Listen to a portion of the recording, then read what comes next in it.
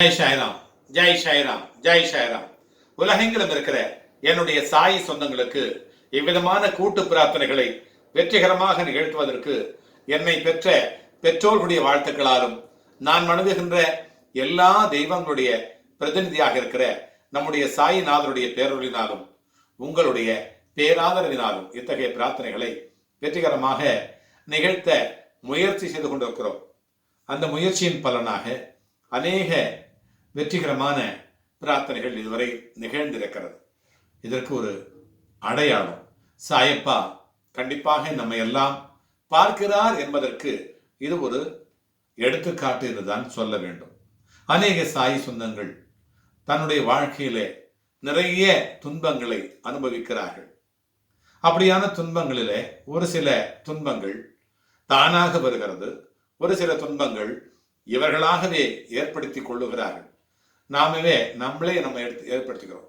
என்னன்னா நம்ம என்ன செய்கிறோம், ஒரு சில குடும்பத்தில் நம்ம வீட்டிலேயே நம்ம பிள்ளைக்கு ஏதாவது ஒரு நல்லது நடக்கணும் அப்படின்னா கொஞ்சம் ரிலாக்ஸ் பண்ணிக்கிறோம். சட்டத்திட்டங்களையும் சம்பிரதாயங்களையும் நம்ம கொஞ்சம் ரிலாக்ஸ் பண்ணிக்கலாம். நம்முடைய அப்படின்னும் பொழுது நம்ம அதை ரிலாக்ஸ் பண்ணிக்கிறோம். அடுத்தவங்களுக்குன்னா அவங்க குற்றம் செய்கிறாங்க அப்படின்னு சொல்லிட்டு ஒரு விரலை காமிச்சு குற்றம் குற்றம் குற்றம் சொல்லி காமிக்கிறோம். 3 விரல் நம்மளை காமிக்குது, ஒரு விரல் மட்டும்தான் அவங்கள காமிக்குது. ஆக நம்ம என்ன செய்யணும், அவங்க குற்றம் செய்கிறாங்க அப்படின்னு நினைக்கிறோம். அல்ல, நாம் கூட நிறைய தப்புகள் செய்கிறோம். தப்பு தவறு என்ன ரெண்டுக்கு வித்தியாசம்? தவறு தவறு செஞ்சிருது, தவறு தவறி போய் செஞ்சிருது. போகிற போக்கில் தெரியாம ஒருத்தர் மேலே கால் பட்டுறது, அது தவறு. தெரியாமல் செஞ்சுட்டேங்க மன்னிச்சுக்கோங்க அப்படி சொல்கிறது. தெரிஞ்சு செய்கிறது, போகிற போக்கில் தெரிஞ்சே காலில் எட்டி வச்சுட்டு தெரியாமல் பட்டுச்சிங்க அப்படின்னு சொல்கிற பார்த்தீங்களா, அது என்ன, அதுதான் தப்பு. தப்பு செஞ்சால் கண்டிப்பாக தண்டனை கிடைக்கும். தவறு செஞ்சால் ரிலாக்ஸ் பண்ணுறதுக்கு வாய்ப்பு இருக்குது, மன்னிக்கிறதுக்கு கடவுளுக்கு மன்னிக்கிறதுக்கு வாய்ப்பு இருக்குது. இஸ்லாம் மதத்திலையும் இந்து மதத்திலையும் மன்னிப்பே கிடையாது. தப்பு செஞ்சால் தண்டனை கண்டிப்பாக உண்டு. கிறிஸ்துவ மதத்தில் கொஞ்சம் ரிலாக்ஸ் பண்ணி அவங்களுக்கு திரும்புறதுக்கு, அதாவது திருந்துறதுக்கு ஒரு வழி கிடைக்குதுன்னு சொல்லிட்டு ஒரு நம்பிக்கை அவங்கள்ட்ட இருக்குது. நம்மெல்லாம் என்ன செய்யணும், முதல் தவறை நான் அடிக்கடி சொல்வேன், முதல் தவறை செய்யவே கூடாது. தவறு செய்யாமல் நேர்மையாக வாழ்கிறதுக்கு ஒரு வழி சொல்லுங்களேன் அப்படின்னு சொன்னால் இதான். முதல் தவறை செய்யவே கூடாது அப்படின்னு ஒரு முடிவை எடுத்துட்டோம்னா கண்டிப்பாக நம்ம தவறு செய்யவே மாட்டோம். முழுக்க முழுக்க தவறு செய்யாமல் வாழ்ந்தால் என்ன பிரயோஜனம் அப்படின்னு நம்ம கேட்கலாமே. தப்பு செஞ்சவங்களாம் நல்லா இருக்கிறான். நிறைய சாய் சொந்தங்கள் என்கிட்ட கேட்குது, அவன் தப்பு செஞ்சிட்டான், அவனை பாருங்க எவ்வளோ நல்லா இருக்கிறான், அவன் நல்ல லஞ்சம் வாங்குறான், நல்ல பதவியில் இருக்கிறான், நல்ல பதவியில் இருந்துட்டு நிறைய பணம் கொழிக்குது. ஆனால் பாருங்க நானும் அதே பதவியில் தான் இருக்கிறேன், எனக்கு லஞ்சம் வாங்குறதுக்கே பிடிக்கவே பிடிக்காது. நான் பாருங்க இப்படி இருக்கிறேன், என் நிலைமை இப்படி இருக்குது, என் பிள்ளைங்கள்லாம் படிக்க வைக்கிறதுக்கு காலேஜ் ஃபீஸ் கட்டுறது கூட எனக்கு இல்லை அப்படின்னு சில பேர் சொல்கிறாங்க. இப்படி நினைக்கிறதே தப்பு. நினைச்சாலே தவறு, செய்யறதில்ல, நினைச்சாலே தவறு. நினைச்சாலே தவறுனா அப்போ செய்கிறவங்களுக்கு எவ்வளோ பிரச்சனை இருக்கும், எவ்வளோ தண்டனை கிடைக்கும் பாருங்க. அநேக சாய் சொந்தங்கள் இப்படி தான் நம்மக்கிட்ட சில பேர் பிரார்த்தனை பண்ணிப்பாங்க, என்ன வேலை செய்கிறீங்க சொல்லுங்கள், நான் அந்த பதவியில் இருக்கேன், இந்த ஐஏஎஸ் ஆஃபீஸராக இருக்கேன், இங்கே அதில் இருக்கேன், இதில் இருக்கேன், ரொம்ப பெரிய பதவியில் இருக்கேன்லாம் கூட சொல்லியிருக்கிறாங்க. ஆனால் சில நேரங்களில் பெரிய பதவியில் இருக்கவங்க கூட சின்ன வறுமையில் இருக்கவங்களுக்கு நேர்மையாக கிடைக்க வேண்டிய அந்த வசதி, அந்த வாய்ப்பு அவங்களுக்கு கிடைக்காமல் போவதை தடுக்கக்கூடிய நிலையில் கூட இருந்திருக்கிறாங்க. கிடைக்க வேண்டாதவங்களுக்கு, தகுதி இல்லாதவங்களுக்கு அதை கொடுக்கக்கூடிய அந்த அந்த மாதிரி ஒரு தவறை அவங்க செஞ்சுருக்கிறாங்க. ஆகையினால அவங்க பிள்ளைங்க எவ்வளோ பெரிய உயரத்தில் இருந்தாலும், எவ்வளோ பெரிய செல்வாக்கில் இருந்தாலும் கூட அவங்கெல்லாம் தண்டனையை அனுபவிச்சிருக்காங்க. நேரடியாக நம்ம பார்க்குறோம். ஆகையினால முடிஞ்ச வரைக்கும், கூடுமான வரைக்கும் 100% இல்லைன்னா கூட 99% மூச்சு நின்று போகுது அப்படின்னா ஏதோ ஒன்று நீங்கள் செய்கிறதுக்கு வாய்ப்பு இருக்குது. அந்த நேரத்தில் தவறு இல்லை, அது கூட செய்யக்கூடாது. அந்த மூச்சு நிற்குதுன்னும் பொழுது தெரிஞ்சு, அப்பா கொஞ்சம் கடவுளே எனக்கு மூச்சு கொஞ்சம் வேணும், அதுக்காக இவங்ககிட்ட கொஞ்சம் நான் இதை வாங்கிக்கிறேன், அதை லஞ்சம் கிடையாது, இதை இவங்ககிட்ட கைமாத்தா வாங்கிக்கிறேன், இவங்ககிட்ட கடனாக வாங்கிக்கிறேன், இவங்ககிட்ட திரும்பி கொடுக்குறதா அதை நான் வாங்கிக்கிறேன் அப்படின்னு சொல்லிட்டு ஏதோ ஒரு பொருளையோ ஏதோ வாங்கிக்கலாமே தவிர கண்டிப்பாக நம்ம கடைசி வரைக்கும் அதுலேருந்து மாறவே கூடாது. இப்படி வாழ்ந்தால் எனக்கு என்னங்க லாபம்? ஒரு அம்மா கேட்குது, நான் இப்படி வாழ்ந்தனால எனக்கு என்ன லாபம்? அவங்கெல்லாம் நல்லா இருக்கிறாங்க, இருக்கும்போது நல்லா இருக்கிறத விட்டுட்டு இல்லாதப்ப நான் போகும்போது என்ன நடக்குதுன்னு எனக்கு தெரியாது. நான் கடைசியில் கட்டையில் போகும்போது எனக்கு என்ன நடக்கும், உண்மையிலே எனக்கு நல்லது நடக்குமா அப்படிங்கிற டவுட் அவங்களுக்கு இருக்குது. எல்லாமே பெரியவங்க சொல்லி வச்சிருக்கிறது எல்லாமே 100% உண்மைதானே. இயற்கையோடு ஏந்து வாழ்றது மட்டுமல்ல, நம்ம சம்பிரதாயத்தில் சிறந்து பெரிய மனிதராக வாழ்றது மட்டுமல்ல, கண்டிப்பாக குறைஞ்சபட்சம் மன நிம்மதிக்காக, படுத்தா தூக்கம் வர்றதுக்காக நமக்கு நாமே நம்ம மனசு ஆட்சி செய்யுது. நம்மளுடைய மனசு ஆட்சி செய்யுது. எதை ஆட்சி செய்யுது? நம்மள ஆட்சி செய்யுது, நம்மளுடைய வழியை ஆட்சி செய்யுது, நம்மளுடைய வாழ்க்கையவே ஆட்சி செய்யுது. மனசு வேற, எண்ணம் வேற இல்லை, ரெண்டும் ஒன்று தான். எண்ணம் போல் வாழ்வு அப்படின்னு சொன்னாங்க இல்லையா? அதனால நம்ம எண்ணத்தை நல்லா வச்சுட்டோம்னா கண்டிப்பாக எல்லாம் நலமாகும். முதல்ல இந்த மாதிரி செய்யறதுனால என்ன பிரயோஜனம் அப்படின்னு நம்ம கேட்டோம்னா கண்டிப்பாக பயமே இல்லாமல் வாழ்வோம். பயமே இல்லாத வாழ்வுன்னா என்ன? சாயப்பா சொன்ன மாதிரி நம்பிக்கையாக வாழ்வோம். சரியா? பயமே இல்லாத வாழ்வோம். ரெண்டாவது என்ன? நம்பிக்கையாக வாழ்வோம். நமக்கு நல்லது நடக்கும், யாராலும் நம்மளை அசைக்க முடியாது. அப்படின்னா நான் பெரிய வேந்தன், நான் ஒரு மன்னன், நான் ஒரு எம்எல்ஏ, எம்பி, மினிஸ்டர் அப்படிலாம் கிடையவே கிடையாது. அவங்களுக்கெல்லாம் மேலே நம்ம இருப்போம். ஏன்னா யாராலையும் நம்மளை ஒன்றும் செய்ய முடியாது. ஏன்னா நம்ம கூட சாயப்பா இருக்கிறார், நம்ம கூட சாயப்பா இருக்கிறார். நான் நேர்மையானவன், நான் வலிமையானவன், நான் நம்பிக்கையானவன், நான் நல்லதை மட்டுமே செய்வேன், நான் நல்லதை செய்யவும் மாட்டேன், எண்ணவும் மாட்டேன். ஆகினாலே என்னுடைய எப்பொழுதுமே என்னுடைய வாகனத்தில் மட்டுமல்ல, எதிரிலே செல்லுகின்ற வாகனத்தில் மட்டுமல்ல, பின்னால் வருகிற வாகனத்தில் மட்டுமல்ல, என்னுடைய எண்ணத்திலும், என்னுடைய மனத்திலும், என்னுடைய இதயத்திலும் சாயப்பா என்றைக்கும் எப்பொழுதும் இடைவிடாமல் வீற்று கொண்டிருக்கிறார் என்பதை மட்டும் நாம் எண்ணிக்கொண்டுமானால் கண்டிப்பாக நம்முடைய வாழ்க்கையிலே சறுக்கல் இருக்காது, தொய்வு இருக்காது, தோல்வி இருக்காது, வெற்றி மட்டுமே நமக்கு கிடைக்கும். எப்படி? நீ இன்னும் அவ்வளோ பெரிய ஆளாயிட்டியா அப்படின்னு கூட கேட்கலாம். இல்லை, நம்ம பெரிய ஆளே வேண்டாம், சாதாரண ஆளாக நம்ம இருக்கலாம்.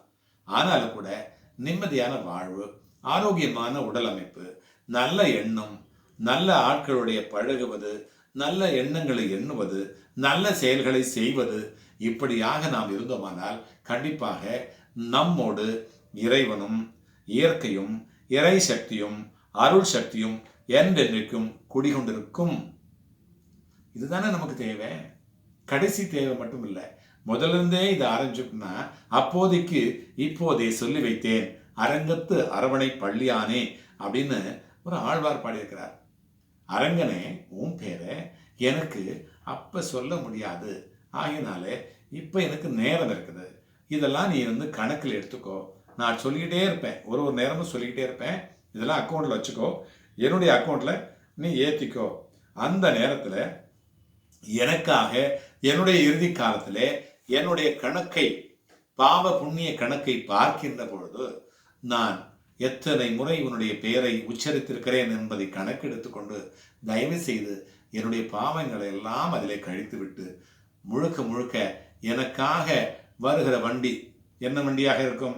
நரகத்துக்கு போகிற வண்டி என்னவா இருக்கும்? அக்னி எல்லாம் அதில் வைத்து போட்டு கொல்லிக்கட்டெல்லாம் எரிச்சு அதில் எரிஞ்சுக்கிட்டே இருக்கும், அதில் தூக்கி நம்மளை போட்டு தூக்கிட்டு போவாங்களோ அப்படின்னு எண்ணாம எனக்காக ஒரு நல்ல பரமபதம் வந்திருக்கிறது, நல்ல ஒரு பெரிய அதாவது ரதம் வந்திருக்கிறது, என்னை கூட்டிட்டு கொண்டு போகிறதுக்காக அழகான ஒரு ரதம் வந்திருக்கிறது, அழகாக மேலே போகுது, சினிமாவில் பார்ப்போம் இல்லையா, அந்த மாதிரி சொர்க்கத்துக்கு கூட்டிட்டு போகிறதுக்கு ஒரு விமானம் வந்திருக்கிறது அப்படின்னு நம்ம தைரியமாக இருக்கலாம். அப்படி தானே? எல்லாம் போய் சும்மா புரட்டு ஹம்பக்கு அப்படின்னு சொல்லுவாங்க. அல்ல, எல்லாமே உண்மை. எல்லாரும் சொல்றாங்களே சமூகத்துல ஏத்திஸ்ட்னு சொல்லுவாங்க இல்லையா, அந்த கடவுள் இல்லாதவ அப்படின்னு ஒரு வழியை பின்பற்றுறாங்க இல்லையா, அவங்கள தவிர அவங்க கூட ஏதோ பிழைப்புக்காக செல்றாங்க நிறைய பேர். அவங்கள தவிர மீதி பேர் எல்லாருமே மேக்சிமம் இருக்கிறவங்க மனசாட்சியோடு வாழுங்க அப்படிதான் சொல்றாங்க. அவங்களுக்கு ஒரு மனசாட்சி வச்சிருக்காங்க. ஏத்திஸ்ட் கூட மனசாட்சின்னு ஒன்று சொல்றாங்க, ஒரு வரைமுறைன்னு வச்சிருக்கிறாங்க, அதை பின்பற்றணும்னு சொல்றாங்க. ஆனால் வந்து கடவுள் இல்லைன்னு சொல்றாங்க.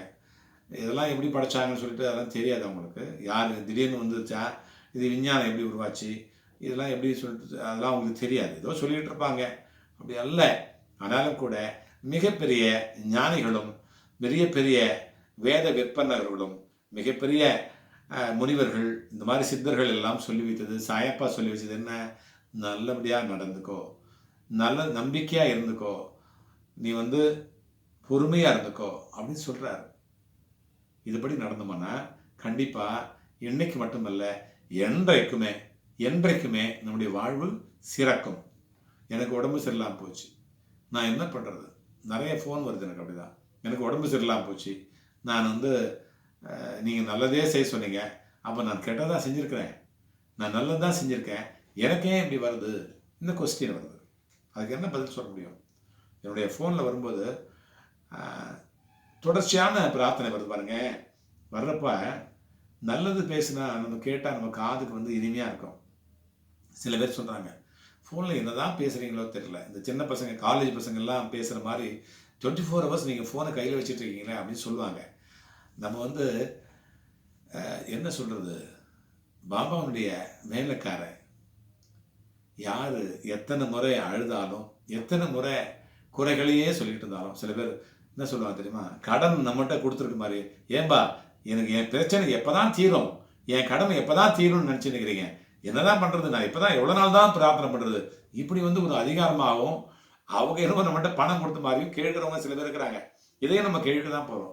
சரிப்பா, நம்ம பொறுமை கொடுத்துருக்காருல்ல சாயப்பா, டேய் பொறுமையாக நடந்துக்கோ அந்த ஆள்கிட்ட அப்படின்னு சொல்கிறார். அவர் என்ன சொல்லுவார், நம்மகிட்ட உணர்த்துவார். காதல் இந்த பக்கம் சொல்லும்போது இந்த பக்கம் கேட்கும்போது அவர் இப்படி சொல்லுவார், அவங்ககிட்ட பொறுமையாக நடந்துக்கோ. இந்த பொண்ணு அழறா, அவளுக்கு என்ன புத்திமதி சொல்லணுமா சொல்லு. ஒரு அம்மா சொன்னாங்க, இங்கேருந்து ஒரு 200 கிலோமீட்டர் தாண்டி 300 கிலோமீட்டர் தாண்டி ஒரு அம்மா, அந்த அம்மா அந்த மாடியில் ஏறிக்கிட்டு அவங்க வீட்டு மாடியில் ஏறிட்டு குச்சிடுறான்றாங்க. இப்போ நான் குதிக்க போகிறேன், எனக்கு வந்து வாழ்க்கையில் வெறுத்து போச்சு, எங்கள் வீட்டில் பசங்க யாரும் சொன்ன பேச்சு கேட்கறதில்ல, எங்கள் வீட்டில் வீட்டுக்காரன் பிரச்சனையாக இருக்கிறாரு, கடன் பிரச்சனை அதிகமாக இருக்குது, எதை நினைச்சாலும் நடக்க மாட்டேது, இப்போ நான் குதிக்க போகிறேன் சொல்கிறாங்க. அந்த அம்மா என்ன பண்ணுவீங்க? இப்போ குதிக்க போகிறேன். நான் வந்து உடனே ஓட முடியுமா? ஃபோனை தூக்கி போட்டுட்டு அங்கேருந்து ஓட முடியுமா? 200 கிலோமீட்டர் ஓட முடியுமா? இல்லை அங்கேருந்து யாரும் எனக்கு தெரியாதவங்க, அவங்க முதல்ல பேசுகிறாங்க, பக்கத்தில் ஃபோன் பண்ணி அவங்கள காப்பாற்றுன்னு சொல்ல முடியுமா? இல்லை அந்த லோக்கல் போலீஸ் ஸ்டேஷனுக்கு ஃபோன் பண்ணி அவங்கள காப்பாற்றுன்னு சொல்ல முடியுமா? என்ன செய்ய முடியும் சொல்லுங்கள்.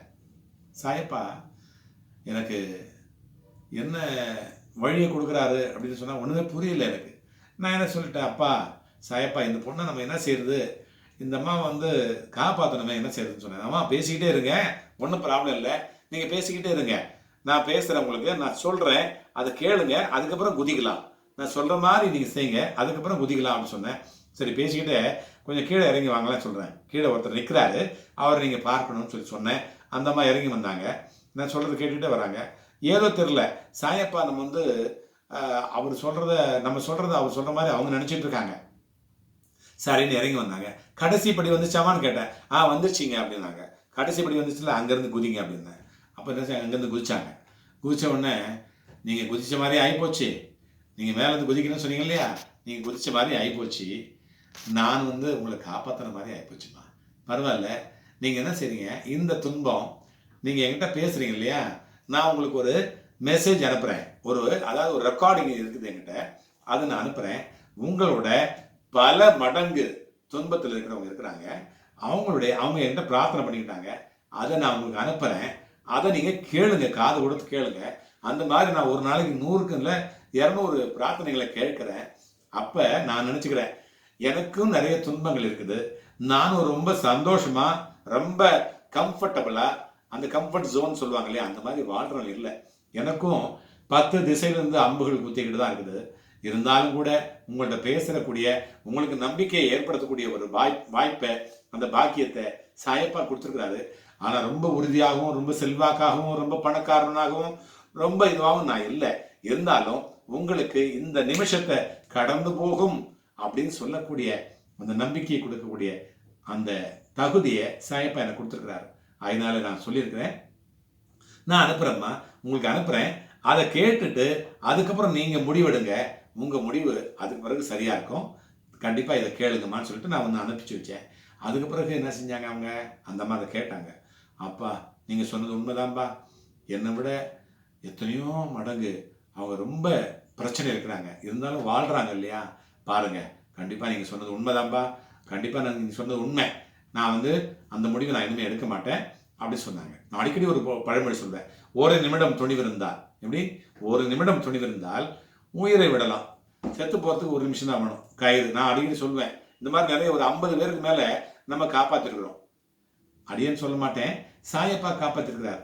எப்படின்னா கயிறு, அப்பா நான் இப்ப செத்து போட போறேன் அப்படின்னு சொல்லுவாங்க, மேக்சிமம் பெண்கள் தான். நான் இப்ப செத்து போறேன், ஆண்கள் சொல்லியிருக்காங்க, அது வேற விஷயம், ஆண்கள் வியாபாரத்துக்கு நட்டமாயிட்டு ஒரு பிரச்சனைகள் நிறைய சொல்லியிருக்காங்க. இப்ப செத்து போறேன்னு சொல்லுவாங்க, நான் கயிறு தரேன், நான் விஷம் வாங்கி தரேன், நான் மாத்திரை வாங்கி தரேன், நான் அரளி விதை தரேன், எல்லாத்தையும் தரேன், நான் ரயில்வே ஸ்டேஷன் எங்க ரயில் தண்டவாளத்தை உங்களுக்கு காமிக்கிறேன், எல்லாத்தையும் காமிக்கிறேன், கொஞ்சம் நான் சொல்றது கேளு, அரை மணி நேரம் நீ நான் என்கிட்ட பேசு, அதுக்கப்புறம் எல்லாத்தையும் நானே உனக்கு அரேஞ்ச் பண்றேன் அப்படின்னு சொல்லிட்டு ஒரு பொண்ணு இது மாதிரி தான் வந்தாங்க. ஒரு 30 வயசு பொண்ணு அந்த அம்மா, நான் உங்களுக்கு அடிக்கடி சொல்லியிருக்கிறேன். அந்த அம்மா வந்தாங்க, வந்துட்டு என்ன சொன்னாங்க, நான் இந்த விஷயம் செத்து போகணும் அப்படின்னாங்க. இந்த விஷயம் செத்து போகணும், சரி என்கிட்ட ஏமா சொல்கிறேன்னு கேட்டேன். செத்து போகணும்னு சொல்கிறீங்க, முடிவு உங்களுது, என்கிட்ட ஏன் சொல்கிறீங்க, நான் இங்கே பிரார்த்தனை கோபத்தில் நான் இருக்கிறேன், அப்பா இருக்கிறாரு, எங்களோட சாயப்பா இருக்கிறாரு, என்கிட்ட சொல்லிட்டு போகணும்னு உங்களுக்கு என்ன தோணுச்சின்னு சொல்லி கேட்டேன். முதல் கேள்வி அதுதான். நீங்கள் இல்லை நான் செத்து போனோம் உங்கள்கிட்ட சொல்லிட்டு போகணும்னு சொல்லிட்டு வந்தேன் அப்படிதான் சொன்னாங்க. சரி, எல்லா வசதியும் நான் பண்ணித்தரேன், உங்களுக்கு சாகிறதுக்கு தேவையான எல்லா வசதியும் நான் ஏற்பாடு பண்ணித்தரேன், நீ எதுக்காக சாகரன்னு மட்டும் என்கிட்ட சொல்லு அப்படின்னு சொன்னேன். சரிம்மா சொன்னாங்க அந்த அம்மா. எனக்கு அம்மா அப்பா மட்டும்தான் இருக்கிறாங்க, நான் ஒரே பொண்ணு, நான் ஏற்கனவே சொல்லியிருக்கேன், ஒரே பொண்ணு, எனக்கு திருமண வயசு நான் பார்க்குறேன், நீங்கள் பார்க்குறீங்க, எனக்கு திருமண வயசு 28 வயசு 29 வயசு ஆகிப்போச்சு, திருமணம் பண்ண வேண்டிய ஒரு அந்த அந்த வேலையை அந்த பணியை செய்யாம எங்க அப்பா குடிச்சுக்கிட்டே இருக்கிறார், தொடர்ச்சியா குடிக்கிறாரு. இவர் குடிக்கிறதுனாலேயே என்னை யாரும் பெண் பார்க்க மாட்டுறாங்க, குடிகாரன பொண்ணு அவளும் அப்படிதான் இருப்பா அப்படின்னு நினைக்கிறாங்க. அதனால நான் எனக்கு திருமணமே ஆக மாட்டேது. வரவங்க எல்லாம் பக்கத்துல இருக்கிறவங்க அக்கத்துல இருக்கிறவங்க எல்லாமே சொல்றாங்க, ஐயோ அவங்க அப்பா சரியில்லைங்க, அவர் என்ன சொல்லாரோ செய்ய மாட்டாரு, பொண்ணுக்கு ஒரு அந்த பாதுகாப்பையோ அல்லது அந்த கௌரவத்தையோ அந்த ஏற்பாட்டையோ அவர் பண்ணக்கூடியவர் இல்லை, அதனால அவர் நம்பாதீங்க, நீங்கள் உங்கள் வேலையை பார்த்துன்னு போங்கன்னு சொல்லிடுறாங்க. அப்படின்னா நான் என்ன பண்ணுறதுங்க, நான் எதுக்கு உயிரோடு இருக்கணும், என்னுடைய எதிர்காலமே பாழாகி போச்சு. அது மட்டும் இல்லை, எல்லாரும் எதிர்க்கும் என்னை அடிக்கிறாரு, எங்கள் அம்மாவை அடிக்கிறாரு, அப்படி ஒரு தகப்பனை நான் வாய்ப்பு எனக்கு கிடச்சிருக்குது, தகப்பனாக இருக்கிற வாய்ப்பு கிடச்சிருக்குது, அதனால் நான் செத்து போகிறேன்னு சொன்னேன். சரிம்மா, கண்டிப்பாக நீ சொல்கிறது உண்மையிலே நீ உன்னுடைய வருத்தத்தை நான் ஏற்றுக்கிறேன், சாயப்பாட்டை நான் சொல்கிறேன், என் மேலே நம்பிக்கை இருந்தா எனக்காக நானும் உன்னுடைய சித்தப்பான்னு என்னை ஏற்றுக்கோ, உன்னுடைய அப்பாவுடைய தம்பியா நான் இருக்கிறேன், கண்டிப்பா நான் என்னை ஏற்றுக்கோ, அவர் கண்டிப்பா மாறுவார், அவர் இங்கே கூட்டிட்டு வா அப்படின்னு சொன்னேன். அவர் வரமாட்டார் அப்படின்னு சொன்னாங்க. சரி பரவாயில்ல, அவர் சாயப்பா வைப்பாரு. இந்த மாதிரி ஆயிரக்கணக்கான நிகழ்வுகள் நடந்திருக்குது. அந்த நம்பிக்கையில சாயப்பா நமக்கு இந்த காதில் சொல்றாரு, இந்த காதில் இந்த அம்மாவுக்கு சொல்றேன். என்னாச்சு அந்த நம்பிக்கையில் நான் சொல்றேன், அவர் வரமாட்டார் சொன்னாங்க. சரிம்மா நீ கவலைப்படாதுன்னு சொல்லிட்டு ஊதியை கொடுத்து நெத்தியில வச்சு அந்த அம்மா கையில கொடுத்து, அந்த அப்பாவுக்கு சாயப்பாவுக்கு கொஞ்சம் தண்ணியில போட்டு 2 சிட்டிக்கை போட்டு கொடுமா, அவர் வராரோ இல்லையோ நல்லா ஆயிடுவாரு அப்படின்னு சொல்லிட்டு நம்பிக்கை கொடுத்தேன். அடுத்த வாரம் வியாழக்கிழமை எல்லாரும் இங்கே நாங்கள் இருக்கிறோம், சாயப்பா கிட்ட சாயப்பாவுடைய அந்த சேவைகள் பண்ணிக்கிட்டு இருக்கோம். அந்த குடும்பத்துக்கு அந்த 3 பேரும் இங்கேருந்து கிட்டத்தட்ட 10 கிலோமீட்டருக்கு மேலே அவங்க வீடு இருக்கு, 3 பேரும் நடந்து வராங்க. அவங்க வேண்டிக்கிட்டு அப்பா அம்மா, அந்த மகள் செத்து போறேன்னு சொன்ன மகள், குடிச்சிருக்கிற அந்த தந்தை, அந்த வேதனையில் ஆட்பட்ட அந்த தாய், 3 பேரும் சேர்ந்து நம்ம இந்த கூட்டு பிரார்த்தனை கூட்டத்துக்கு வர்றாங்க. என்ன சொல்றாங்க, சாயப்பா இங்கே வர வச்சார், என்ன வந்துட்டு நாங்கள் 3 பேருமே அப்படின்னு சொன்னாங்க. சரின்னு சொல்லிட்டு அந்த அப்பாவை கூப்பிட்டு, அப்பா நீங்கள் ரொம்ப நல்ல மனிதராக இருக்கீங்க, ஆனால் ஏதோ சின்ன சின்ன பிரச்சனை, மன உளைச்சல், இதில் நீங்கள் ஏதோ சின்ன பண்ணிட்டு இருக்கீங்க, அது இந்த குழந்தையுடைய எதிர்காலத்தை பாதிக்குது, அதனால சத்தியமாக இனிமே நான் குடிக்க மாட்டேன்னு சொல்லிட்டு சத்தியம் பண்ணி கொடுப்பான்னு சொல்லி கேட்டேன். அவர் சத்தியம் பண்ணி கொடுத்தாரு. ஏற்கனவே நான் வீட்டில் சத்தியம் பண்ணிட்டேன், சாயப்பா கிட்ட சத்தியம் பண்ணிட்டு போகிறதுக்கு தான் வந்தேன் அப்படின்னு சொல்லிட்டு தொடர்ச்சியாக இது நாள் வரைக்கும் அந்த 3 பேர் இங்கே சேவை பண்ணிக்கிட்டே இருக்கிறாங்க. அதில் இப்போது அந்த பொண்ணுக்கு வெளிநாடு போகக்கூடிய வாய்ப்பு கிடைச்சி வெளிநாடுக்கு போயிட்டாங்க. அங்கே போயிட்டு நல்ல ஒரு வேலையில் அமர்ந்து அதன் மூலமாக இப்பொழுது நல்ல மணமனை பார்த்து கல்யாணம் பண்ணி சந்தோஷமாக இருக்கிறாங்க. இதுக்கெல்லாம் காரணம் என்ன? அந்த நிமிடம் கடந்து போகும். அந்த மாட்டை சொல்கிறது அடிக்கடி நான் சொல்கிறது, ஒரு நிமிடம் துணிவிருந்தால் சொன்னேன் இல்லையா, அடிக்கடி சொல்வேன், ஒரு நிமிடம் துணிவிருந்தால் உயிரை விடலாம், ஒவ்வொரு நிமிடமும் துணிவிருந்தால் உலகை ஆளலாம். நம்ம உலகம் ஆள வேண்டாம், உலகத்தெல்லாம் நம்ம ஆள வேண்டாம், நம்ம தான் நம்ம உலகம். நம்ம உலகத்தை, நம்ம வாழ்க்கையை நம்ம நல்லபடியாக நடத்தினாலே உலகையே வாங்கின மாதிரி, உலகையே ஆண்ட மாதிரி. அதனால கண்டிப்பாக இந்த பழமொழியை நம்ம எல்லாம் எடுத்துக்கிட்டு இனிவரும் காலங்களில் நாம் எல்லாம் நம்பிக்கையா மகிழ்ச்சியா சாயப்பா சொன்ன நம்பிக்கையாகவும் பொறுமையாகவும் வாழ்ந்தோமானால் எல்லா நலனையும் எல்லா வளத்தையும் பெற்று என்பற்று நாம் வாழ்ந்து மற்றவர்களையும் வாழ வைக்கக்கூடிய ஒரு வாழ்க்கை நமக்கு கிடைக்கும். பார்ப்போமா? இனிவரும் காலங்களிலே இந்த மாதிரியான சாயப்பானுடைய கொள்கைகளை ஏற்று மதமே இல்லாத ஒரு மார்க்கத்தை நாம் நாடி சென்று ஆரோக்கியமான ஒரு நல்ல ஒரு சமுதாயத்தை அமைத்து நம்முடைய குடும்பத்தையும் நல்ல விதமாக அமைத்துக் கொண்டு வளமாக வாழலாம். அதாவது என்ன சொல்லுவோம், நம்ம அடிக்கடி நம்ம சொல்லுவோம், நம்முடைய கூட்டு பிரார்த்தனை கோபுரத்தில் ஒரு ஸ்லோகம் சொல்லுவோம், பாபா தரிசனம் பாப விமோச்சனம், வியாழன் தரிசனம் விடியல் நிதர்சனம், வண்டலூர் வருபவர்கள் வழியெல்லாம் மறப்பார்கள். ஜெய் ஷாராம், ஜெய் ஷாராம், ஜெய் ஷாராம்.